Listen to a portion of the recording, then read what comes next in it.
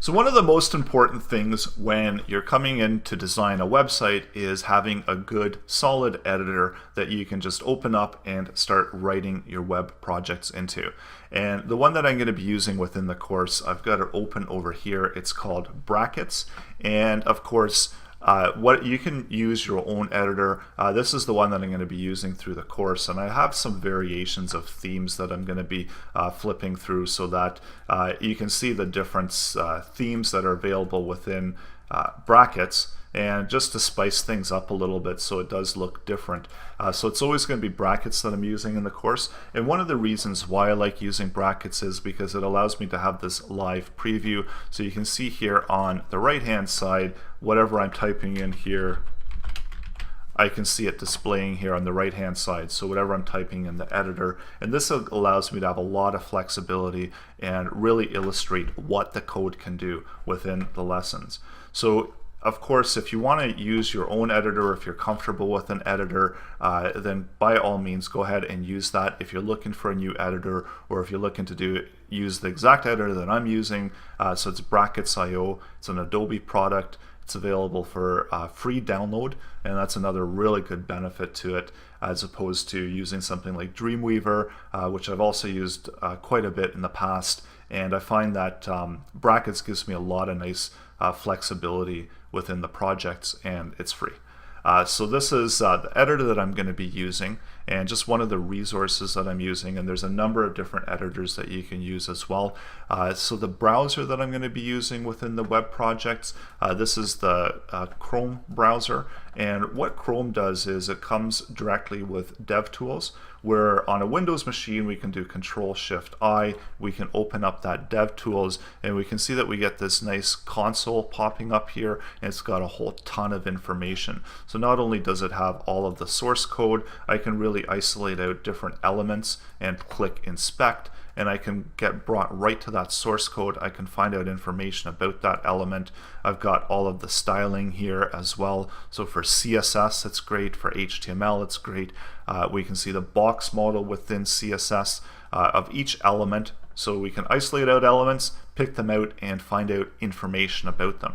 And also when it comes to JavaScript, it's essential to be able to communicate back and forth, open up the console and get messaging back and forth from your code out into your console, and the web dev tools here within Chrome really provide a great ability for that. We've got all of the event listeners, DOM, we've got properties on each element, and we've got all of the DOM information, which we are going to be explaining within the course as well. It's covered within the JavaScript section of this course. And we see that we've got just a ton of information that's all available for us to use. So this is within Chrome, and another really great feature about it is that we're able to toggle the device that we're viewing it on. And what this is great for when you're designing websites and making them responsive, having the ability to resize them and see what they look like on different size screens. And you've also got some defaults here that you can select. So you got iPhone 6, iPad, and so on. You can even rotate them. So really amazing, nice, useful capabilities that really help you develop websites quicker. And there's a whole ton of other stuff here as well. So we've got sources, so all of the source files. We've got profile security, and you can also add in extensions into here to give it even more power and give it more versatility within your web project building. And so this is available within every version of Chrome, and this is why I'm primarily using Chrome within the web projects.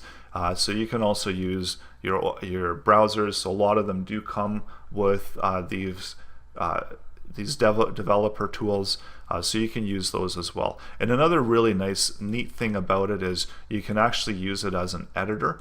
So this is another really cool thing about it, that even if you update something here, you can see how it's going to present itself, but you can also attach it in and to a file on your local machine and update and set that as well. So a lot of really good options within Chrome.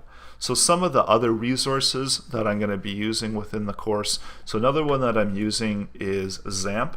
So XAMPP, what XAMPP does is it gives me the ability to run a local machine on my computer And it gives you an Apache server essentially right within your own computer. It's available for Windows, Linux, and OS X, and it gives me the ability to just go to localhost once I've pointed to the folder that I wanted to utilize to see the code at.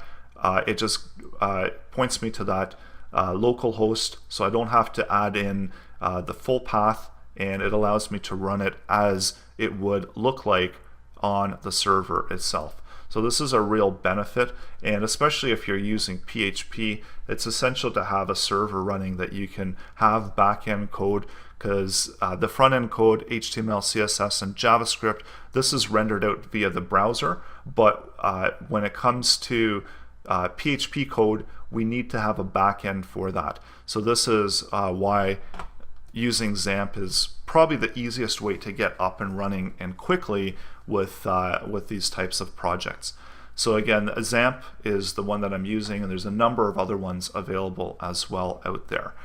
So in the next lesson, I'm going to go through some of the resources that I'm using, online resources, libraries that I'm going to be using throughout the lessons in order to build out these projects. So that's coming up in the next lesson.